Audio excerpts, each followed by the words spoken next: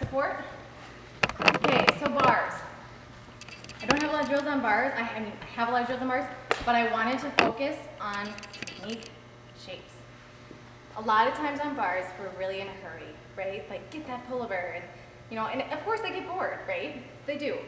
But that's where these drills come in, because you can kind of plug them in where, if you're working pullovers, plug this drill in next to it so they can work side by side. Because if they're just trying it over and over again with the wrong technique, they're gonna compensate somewhere to just get it. So with bars, there's not very many shapes.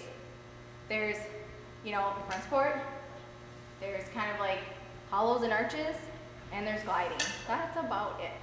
There's not a whole lot. It's pretty much all just core strength. So with that, this is for, let's do what's first? The front or the back? Okay, front hip circles first. So front support. See how good my muscles are today.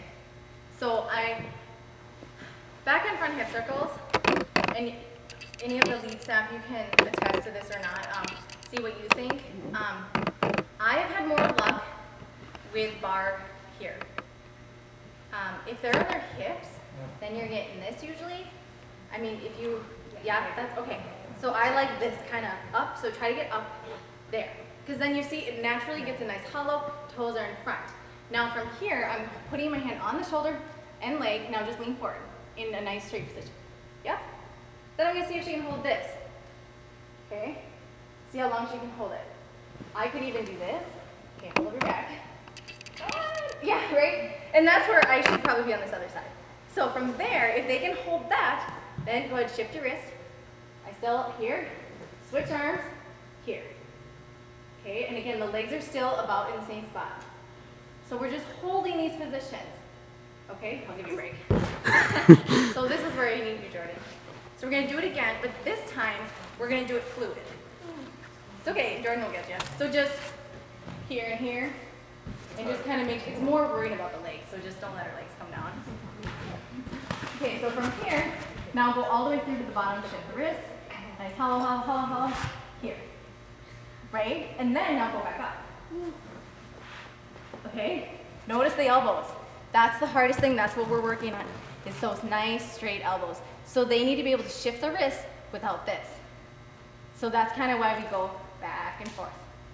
So that's the front. The back hip circle, same thing, but now we're gonna go backwards. So go ahead, front support. Could I ask you a quick question about the front? I was just curious about do you tell them I push up on the bar and then I say right when it looks like your face is gonna hit the ground? Yes. You wanna touch your nose to your knees, you wanna fold in half. Do you? Yeah, yes. But if you want to be careful with language, that works for most kids, but some kids, if you say fold in half, they're gonna, and you don't want to go quite that far. So what I do, I should have put this drill on there. I think I was more we're gonna run out of time. Here, again, smash the face. Okay? Because you want to be superwoman and then hollow. Okay. Because you don't necessarily, if you watch the higher up, and I wish I had my judge's book with me. Because with the USAG, it's more here versus right? At least when I look in the book, it looks more here versus because when you say fold, and let's do it a quick one again. I have a question. Yeah. For these stations, since I'm smaller, and sometimes you get students that are almost taller and bigger than you, what do you do for that kind of stuff? So if you have that, I bring them over here. The lower the bar, the more strong, you can be a lot stronger. This is even higher than I want it. Lower the bar as much as you can so that when they fold, their head is almost to the ground. So that because if you're up here trying to spot, that's where you get in trouble. So you want to be comfortable so you can really use those legs, get a nice grip. I haven't really had trouble because if they can't, remember we said, if they can't hold that first shape, so here, let's do the first shape again. So when you're spotting those big guys, go ahead. If they can't do this shape, I could just sit here, right? Until they pass this shape, they don't get to move on. So you really shouldn't have to do a whole lot of squatting until they're strong enough. But that, I appreciate you bringing up that question. But again, yes, get low, and then you can get used to that feeling. Does that answer your question? Okay. Now let's go backwards. So same thing, front support. Now we're leaning back. Yep, leaning back. Now notice, if we do a line, I even put a chalk mark on my kids right here. Keep the bar here. Because go ahead and drop your hands like a pike, but keep your feet to the bar. This is what you get. This is the most effective circles, is that they drop and then plop. So that's where I like to draw a line so they kind of have a goal.